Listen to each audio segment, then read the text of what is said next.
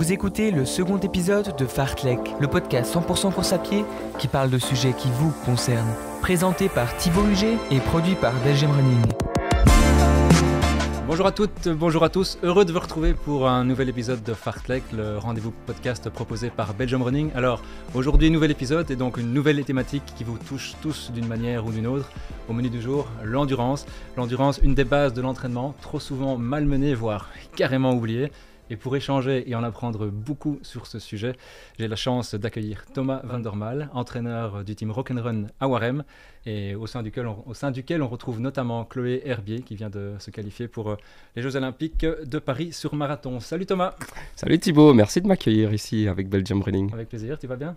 Ouais, très bien, on est justement, tu as évoqué Chloé, on se remet du marathon petit à petit, marathon pour lequel j'ai fait lièvre d'ailleurs, mais bon, soit ça c'est une autre histoire. Ouais, bravo. Et là on prépare les prochains objectifs avec une saison qui s'annonce absolument palpitante puisque il y a les Jeux Olympiques bien sûr à Paris en août et avant ça les championnats d'Europe à Rome pour Chloé en tout cas et j'espère peut-être pour d'autres de mes athlètes aussi.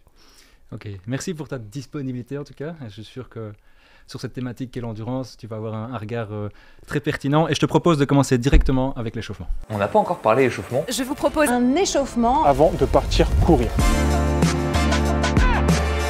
Alors sur cette thématique qu'est l'endurance, on va donner plein de conseils pratiques qui pourront servir à tout le monde. Mais avant d'aller plus loin, je pense que c'est important de définir ce que c'est l'endurance. Est-ce que tu peux me donner, toi en tant que coach, en tant qu'entraîneur, ta définition de l'endurance en course à pied ? L'endurance en course à pied, c'est un vaste sujet, vaste débat et il y a énormément de façons de la concevoir. Avant tout, je dirais que c'est une zone de travail, un type de filière sur lequel on doit travailler pour augmenter sa capacité à tenir sur la distance. Et donc, si je dois résumer ce qu'est l'endurance, c'est, en tout cas en course à pied, c'est une allure à laquelle on se sent majoritairement à l'aise, en contrôle, dans une grande facilité de course. Et qu'on pourrait tenir des heures s'il le fallait. Donc c'est en quelque sorte, pour résumer, capacité à tenir une allure donnée sur une distance longue, une distance donnée. Mais c'est plutôt une aisance, une aisance de course à travailler. Donc c'est-à-dire...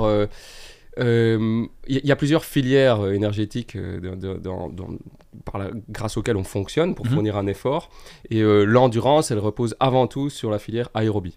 Dans l'aérobie, il y a la capacité aérobie, la puissance aérobie, là ça devient déjà technique, mais ça veut dire que c'est avant tout l'oxygène qu'on absorbe qui nous permet de fournir l'énergie, et donc on est forcément dans une sorte d'aisance à cette allure-là. Donc c'est peut-être pas une allure donnée pour une distance donnée, c'est au contraire une allure qu'on doit respecter, mais plutôt une fourchette, une zone d'allure, et là on y reviendra, pour tenir très longtemps. Maintenant, justement, l'endurance, c'est l'idée que ce serait presque infini, donc c'est peut-être pas une distance donnée.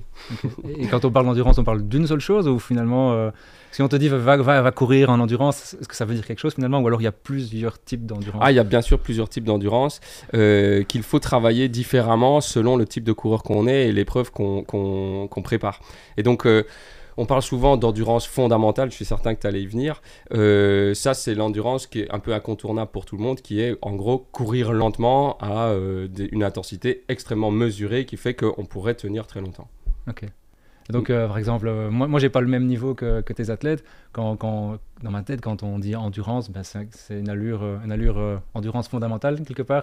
C'est l'allure à laquelle je peux discuter avec quelqu'un tout en courant. Est-ce que c'est correct ou... Tu as bien résumé ça d'un point de vue, on va dire, populaire. C'est l'allure à laquelle on sait discuter, on sait parler, on contrôle ce qu'on fait, on est tout à fait lucide et on n'a pas de difficulté à enchaîner les minutes ou les kilomètres qui passent.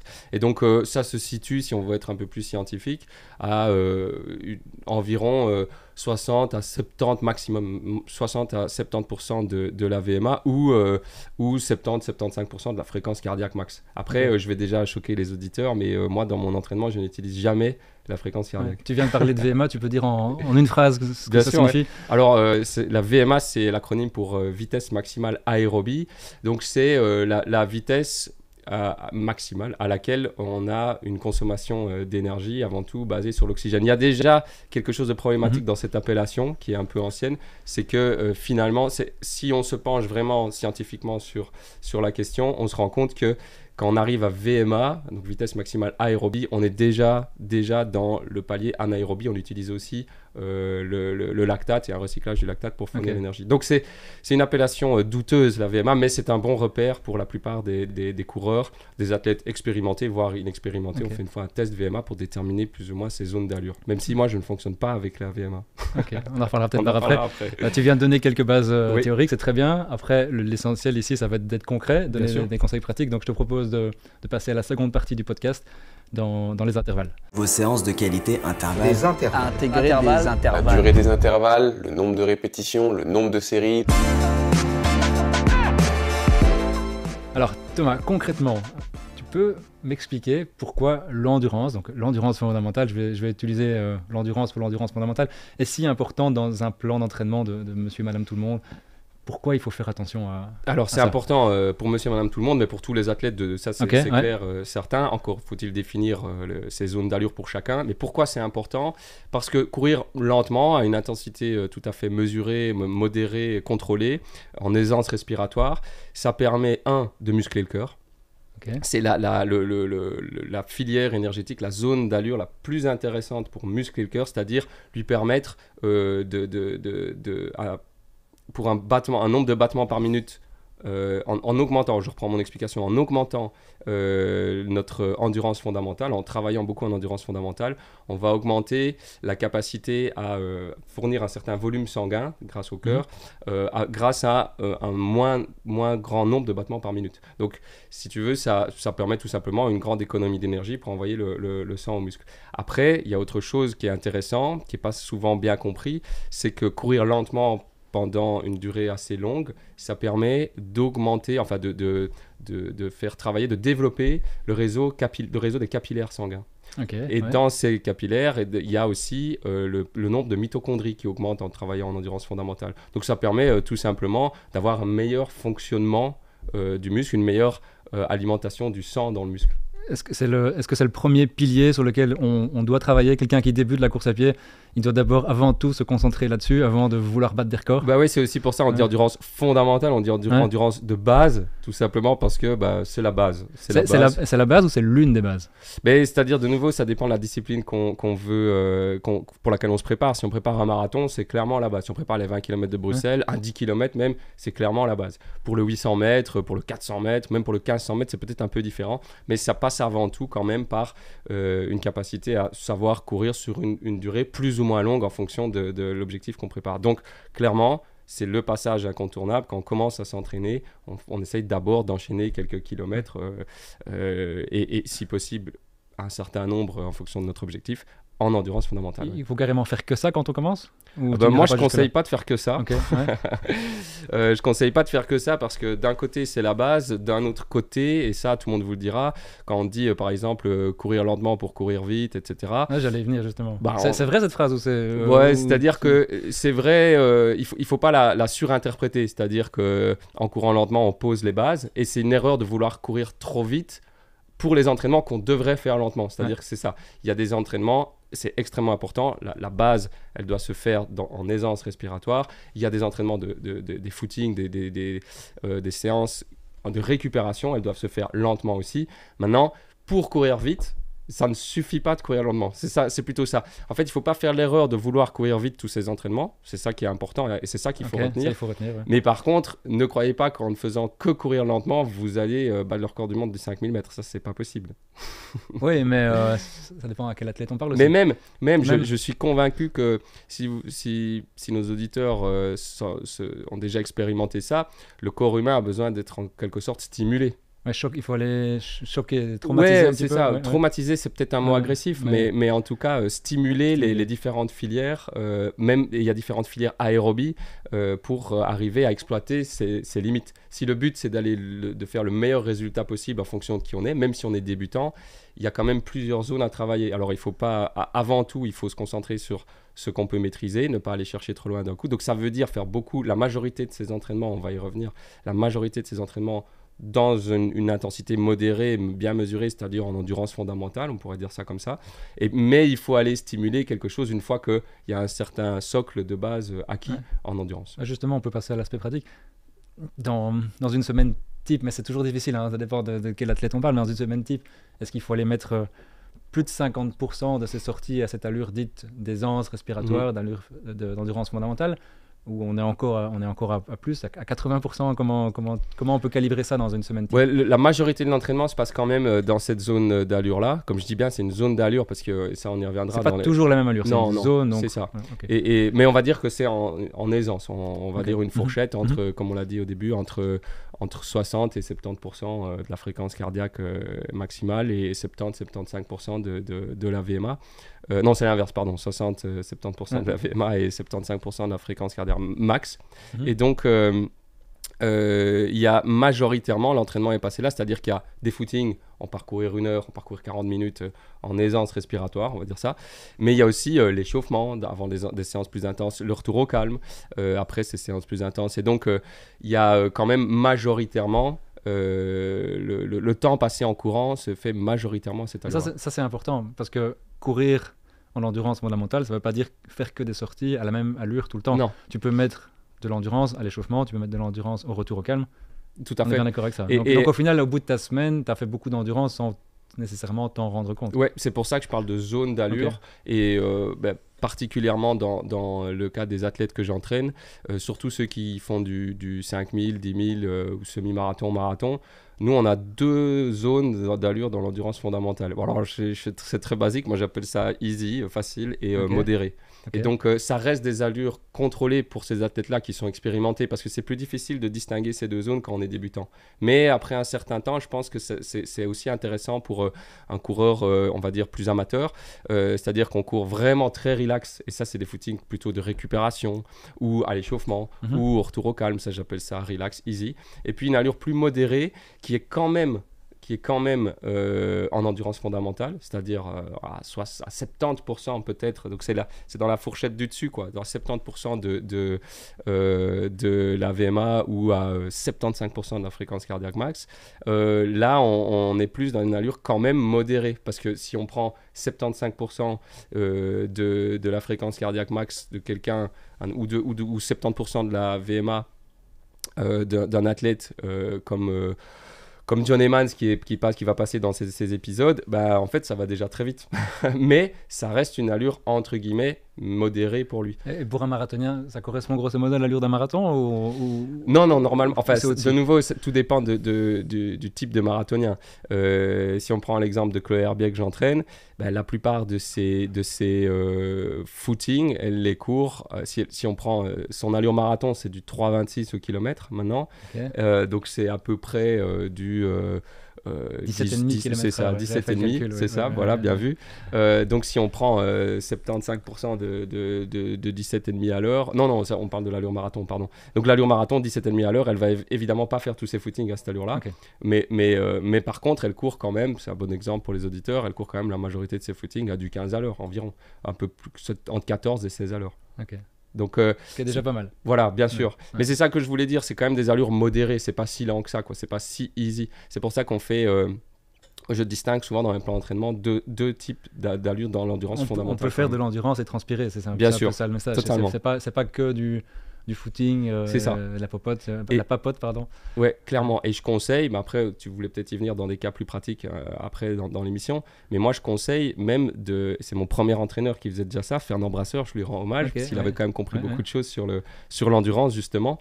Je conseille même dans les footings, à partir d'un certain moment, on est assez expérimenté pour gérer ça, dans les footings, de travailler même ces 2 allures-là, c'est-à-dire on part pour une sortie vraiment tranquille, parcourir 10, 12, 13, 15 km, j'en sais rien, relax, mais dans dans ce footing, on ajoute des portions un peu plus modérées, des tranches de 5, 10 minutes, on peut parfois faire 4 fois 5 minutes à une certaine intensité plus modérée, ça reste en endurance, mais c'est un peu plus stimulant. Donc, on revient toujours aux mêmes choses, en fait, à la variation dans l'entraînement, quoi. Mais attention, ça c'est, comme j'ai dit, je distingue deux façons de procéder. Des fois, on stimule et on va à des allures plus modérées. Parfois, on reste vraiment relax, surtout quand il s'agit de récupérer, de faire un échauffement, de faire un retour au calme, etc. Pour ceux qui ne sont pas à l'aise avec ces allures d'endurance, est-ce qu'il y a moyen de donner des petits trucs pour distinguer quand on est en aisance ou encore même savoir comprendre que notre endurance s'est améliorée? Est-ce qu'on peut dire, mais je me sens mieux dans mon allure d'endurance? Comment on peut distinguer ça? Après, tu l'as bien résumé, il y a souvent une question de sensation, mais attention, elle peut te tromper. C'est-à-dire, oui, parce qu'il y a souvent des gens qui disent je vais courir en endurance et finalement ils sont bien au-delà. Et si on vérifie soit par la fréquence cardiaque, soit là ça devient fort technique par la prise du lactate sanguin, on se rend compte que c'est pas tellement de l'endurance. Donc comment on peut savoir qu'on court finalement au bon rythme et qu'on progresse dans cette zone? Mais c'est pour ça que les cardiofréquencemètres ont eu tant d'intérêt et se sont bien vendus ces dernières années, c'est que ça permet quand même de contrôler ça. Alors parfois je pense moi personnellement que ça ne doit pas être utilisé à outrance, c'est-à-dire que ça peut vite enfermer l'athlète dans une nécessité de regarder sa montre toutes les 3 minutes pour être sûr de ne pas dépasser une certaine zone. C'est intéressant parce que ça met une certaine limite à ne pas franchir, effectivement. Mais ça ne doit pas être non plus anxiogène, à savoir la course à pied reste quand même un moment de plaisir. Donc il ne faudrait pas que ça devienne un stress. Mais je pense que la meilleure stratégie est de regarder les données après l'entraînement en disant là je suis sorti de la zone. Parce que si on fait le calcul, comme j'ai dit tout à l'heure, entre 60 et 75% maximum de la fréquence cardiaque max, là, si on va plus loin que 75%, donc on prend quelqu'un qui a une fréquence cardiaque max à 200 battements par minute, si on fait 75%, ça fait 150 pulses de moyenne.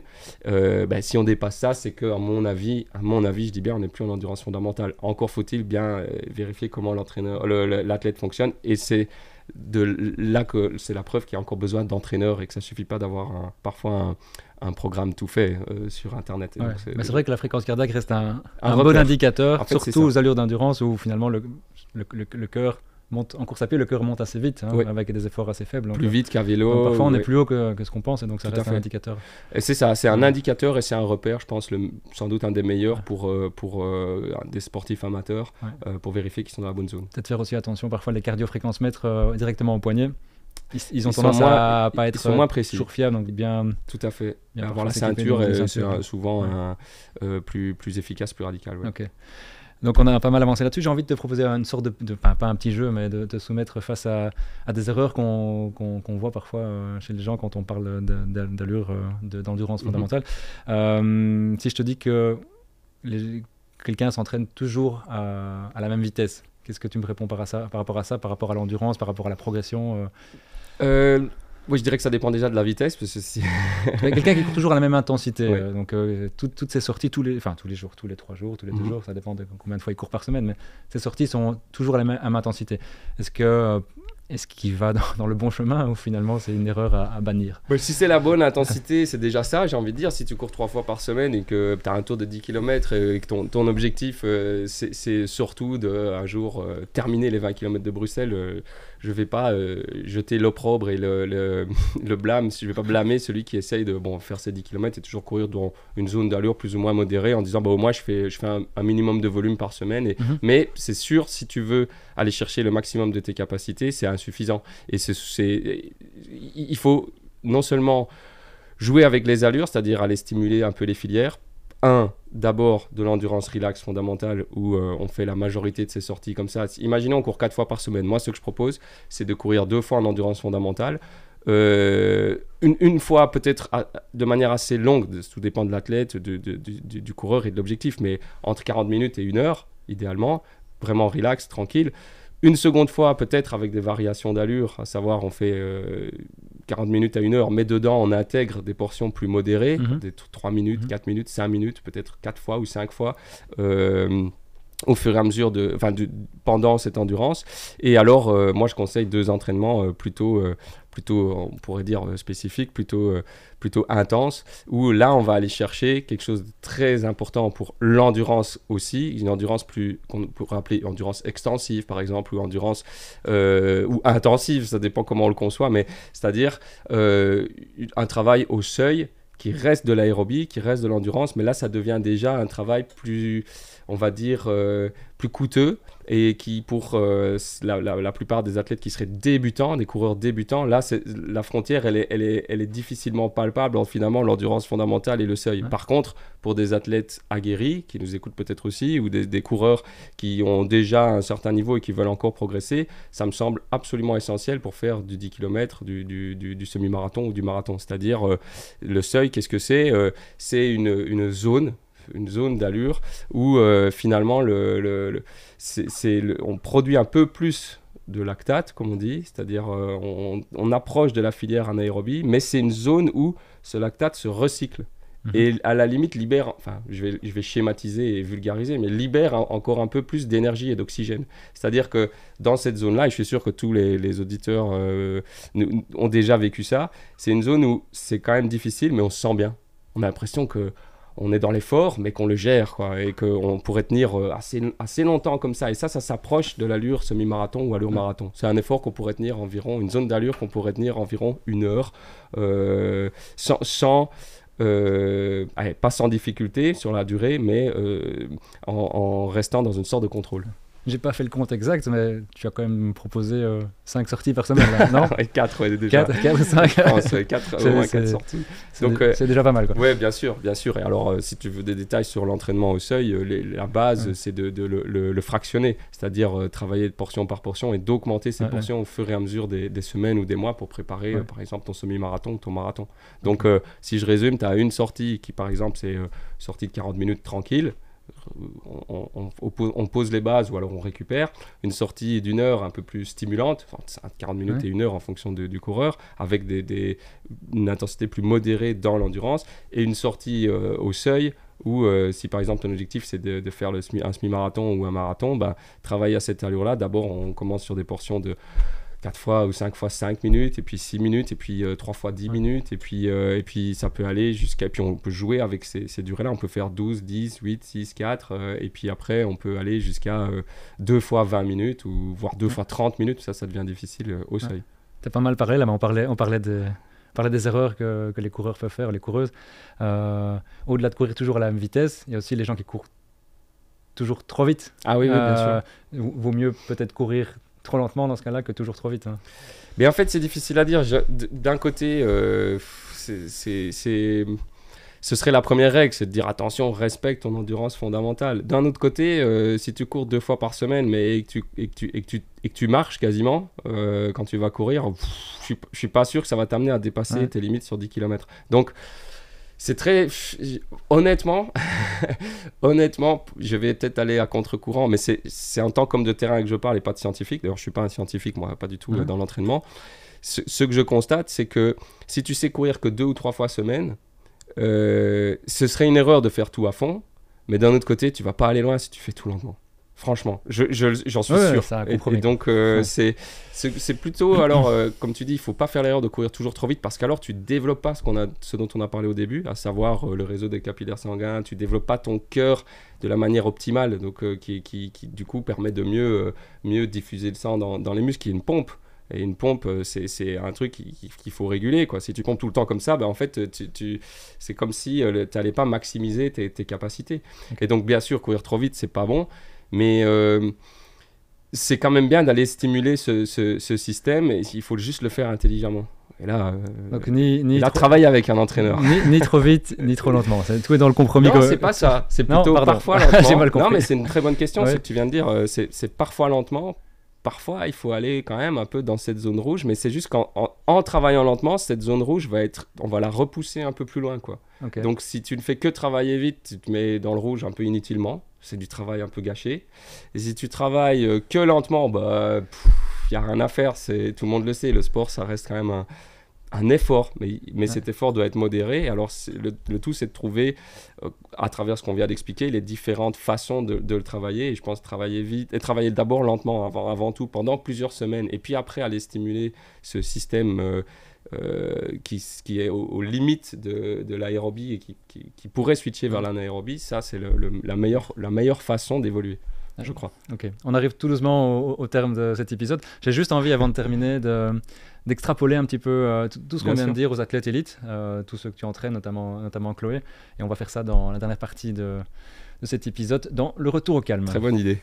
Le retour au calme. Le retour au calme. Le retour au calme. Le retour au calme. Conseille un retour au calme de 5 à 10 minutes, comme celui qui va suivre. Alors, si l'endurance fondamentale est primordiale, on l'a dit dans l'entraînement des coureurs et des coureuses, est-ce que ça continue à l'être quand on devient un élite? Est-ce que la place de l'endurance est la même chez les élites que chez les coureurs passionnés?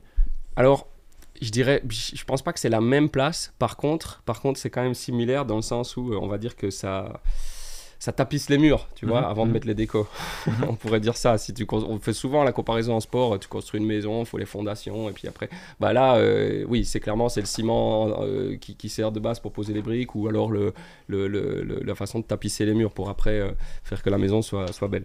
Mais au-delà de la métaphore, concrètement, ça représente quand même, surtout pour les coureurs au-delà du 1500 mètres, ça représente quand même la majeure partie de l'entraînement, c'est-à-dire quasiment 90% des kilomètres qu'ils font, puisqu'ils en font beaucoup, va se passer dans cette zone d'endurance fondamentale. Puisqu'on a, prenons un exemple très concret, le cas d'une marathonienne comme Chloé Herbier, par semaine, elle peut monter jusqu'à 150 km, on va dire que c'est régulier maintenant, elle est déjà allée plus loin, il y a eu des périodes où c'était plus bas, mais on va dire que c'est plus ou moins la moyenne. Dans ces 150 km, il va y avoir des kilomètres à allure marathon. Donc là, on sort de l'endurance fondamentale, encore que c'est quand même une forme de seuil. Donc bon, bref, mais on va considérer que c'est quand même une intensité quand même élevée. Il y a, et ça peut aller jusqu'à 15-20 km par semaine. Il y a une zone d'allure encore plus intense qui s'approche de la VO2 max, qui est entre le seuil et la VO2 max pour Chloé, pour le marathon. Et ça, on peut revenir dans des termes plus spécifiques, mais je pense que ce n'est pas l'objet aujourd'hui. Ou alors, elle l'expliquera encore mieux que moi. Mais tout le reste, et ça, il y a environ 10 km, un volume de 10 bornes, 10-12 bornes à cette allure-là. Et tout le reste, sur les 150 km, donc on fait 20 bornes au seuil, plus ou moins. Et ça, c'est encore dans les très grosses semaines. Et je dirais 10-12 km à des intensités encore un peu plus élevées. Tu fais le calcul, ça fait 32 bornes. Ça veut dire que sur 150 bornes, il n'y en a que 32 à des allures plus intenses que l'endurance fondamentale. Donc ça veut dire que ça ferait environ 120 km par semaine. Ouais, ça reste la grande majorité quand même. Bien sûr. Et peut-être que tu peux nous donner quelques chiffres, c'est toujours intéressant. Ça correspond à quoi l'allure les allures d'endurance de Chloé, ça correspond à quoi? Fais-nous rêver. Si je respecte, et quel respectement à ce que j'ai dit tout à l'heure, le principe un peu de deux allures dans l'endurance fondamentale, soit il y a des kilomètres vraiment relax, easy, c'est les petits footings du matin, tu sais, elle fait entre 7, 8, parfois 10 km tranquille. Ça, elle court à du 4,30 au kilomètre, je dirais, rarement plus lent. Maintenant, c'est quelque chose de propre à Chloé aussi, qu'elle chipote pas trop quand elle va courir, elle aime bien se laisser aller. Ça a déjà été un débat d'ailleurs entre nous et on a trouvé un compromis, parce que moi je voulais qu'elle aille plus lentement, mais elle a besoin aussi de se sentir vivre quand elle court, se sentir elle est dans une zone qui lui fait du bien quelque part. Donc 4,30 au kilomètre, c'est les footings vraiment relax. Et alors les footings, on va dire plus modérés, on est entre 4,10, 4 minutes, 3,55 parfois au kilomètre. Et dans ces footings, parfois, moi ce que j'intègre, c'est justement des allures sub-tempo, comme je dirais, et donc on fait parfois, tu sais, une longue sortie le dimanche, on fait 1h30, 22 bornes, et dans cette sortie, je mets parfois 3 fois 2 km à 3,40, 3,45, qui est pas l'allure marathon, qui est pas le seuil, entre guillemets, pour elle, mais qui est quand même stimulant. Et donc on est toujours dans une forme d'endurance fondamentale, même si ça peut paraître paradoxal, c'est pas lent. C'est pas lent du tout. Okay. Donc si vous courez en 4,30 au kilomètre et que vous mettez sur Strava sortie endurance fondamentale, c'est que vous êtes dans le faux, hein, on est bien d'accord. Allez, merci Thomas pour ton regard hyper intéressant sur cette thématique. On va conclure là-dessus. J'espère que ça t'a plu, j'espère que ça vous a plu et j'espère pouvoir aussi t'accueillir en d'autres occasions sur d'autres thématiques parce que je suis sûr que tu as encore plein de choses à nous raconter, à nous partager sur l'entraînement.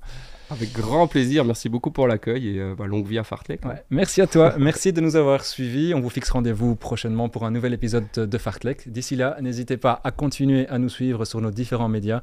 Suivez Belgium Running sur Facebook, sur Insta, sur YouTube et également sur les sites de La Dernière Heure les Sports et de l'Avenir. À très bientôt.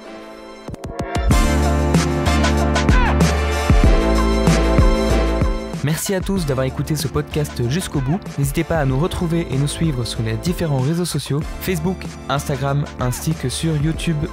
À bientôt!